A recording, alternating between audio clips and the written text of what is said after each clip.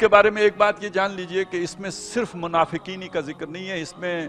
اصل میں یہود کا بھی تذکرہ ہے۔ مدینہ ایک مخلوق معاشرہ ہے، اس میں وہ مسلمان بھی ہیں جو مکے سے ہجرت کر کے آئے، اس میں وہ مسلمان بھی ہیں جو مدینے سے مسلمان ہوئے، اوس اور خزرج میں سے، اور اسی مدینے کے اندر وہ لوگ بھی رہتے ہیں جو یہودی کہلاتے ہیں۔ جب سورہ بقرہ نازل ہو رہی ہے تو ابھی ان کے 3 قبیلے ہیں جو مدینے کے اندر رہتے ہیں، بنو قینقاع بھی ہیں، بنو قریظہ بھی ہیں، بنو نذیر بھی ہیں، یہ 3 قبیلے ہیں جو وہاں پہ آباد ہیں۔ اور یہ جو یہودی ہیں یہ بھی اپنے آپ کو ایماندار سمجھتے ہیں، اللہ پر ایمان رکھتے ہیں، رسولوں پر ایمان رکھتے ہیں،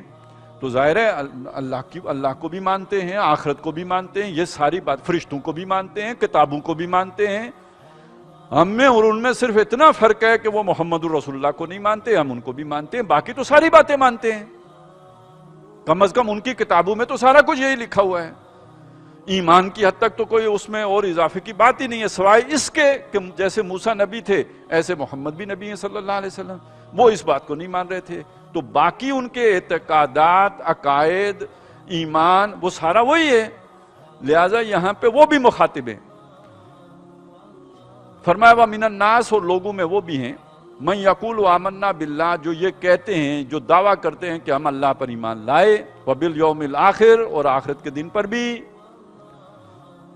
دیکھیں وہ پہلے رکوع میں جو آیا تھا نا یؤمنون بالغیب، تو اس میں آخرت بھی آ گئی، اللہ بھی آ گیا، رسالت بھی آ گئی، تو اس میں سے یہاں انہوں نے آخرت کا اور اللہ کا اقرار کر لیا، ہم بھی ایمان والے ہیں، یؤمنون بالغیب والے اس شرط پہ ہم بھی پورے اترتے ہیں۔ تو وہ یہ کہتے ہیں کہ آمنا باللہ و بالیوم الاخر، لیکن اللہ یہ کہتا ہے وما ہم بمومنین، یہ مومن نہیں ہے۔ کیوں نہیں ہے؟ ایک موٹی وجہ قانونی تو یہ ہے کہ یہ محمد رسول اللہ صلی اللہ علیہ وسلم پر ایمان لائے بغیر اب کسی کا ایمان قابل قبول نہیں ہے، اللہ کو بھی ماننا قابل قبول نہیں ہے، آخرت کو بھی ماننا قابل قبول نہیں ہے اگر محمد رسول اللہ کا انکار کیا ہے۔ ایک معنی تو اس کا یہ ہو گیا، اور دوسرا معنی یہ ہے کہ یہ ان پر 2000 سال بیت گئے۔ ظاہر حضرت موسیٰ علیہ السلام نبی صلی اللہ علیہ وسلم سے 2000 سال پہلے کی شخصیت ہیں، ہم پر تو ابھی 1500 سال گزرا ہے نا حضور صلی اللہ علیہ وسلم کے بعد، وہاں 2000 سال گزر گئے، اور اس کا نتیجہ کیا ہے کہ ان کے اندر بڑی خرابیاں آ گئی ہیں۔ آج ہم اپنے آپ کو دیکھیں نا، وضع میں تم اور نصارہ تو تمدن میں ہنود، یہ مسلمان ہیں کہ جنہیں دیکھ کے شرمائیں یہود۔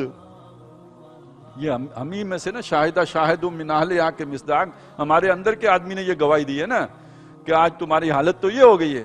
تو ان کی حالت تو اس سے بھی پتلی ہو چکی تھی۔ تو گویا وہ ایمان جو مطلوب ہے، جس کا ذکر پہلے رکوع میں آیا ہے، وہ والا ایمان ان کا نہیں ہے۔ ہاں، وہ مردم شماری کے رجسٹر والا ایمان ان کا ہے، یہ مسلمانوں کے خانے میں لکھے جائیں گے، مسلمانوں کے ساتھ ان کے نکاح ہو سکتے ہیں، مسلمانوں کے قبرستان میں دفنائے جائیں گے، جنازے پڑھے جائیں گے، یہ والا ایمان ہے۔ وہ والا ایمان جس کا پہلے رکوع میں ذکر آیا ہے، وہ والا ایمان ان کا نہیں ہے۔ اچھا، یہ پہلے رکوع میں گویا وہ جو 2 گروہ آ گئے، جیسے میں نے پہلے بتایا، ایک گروہ تو وہ ہو گیا نا جو سیدھا سیدھا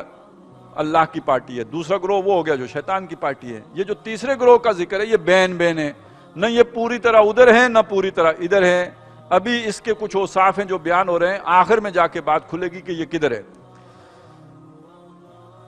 یخادعون اللہ، یہ اللہ کو دھوکہ دینے کی کوشش کرتے ہیں، والذین آمنوا، اور ایمان والوں کو بھی،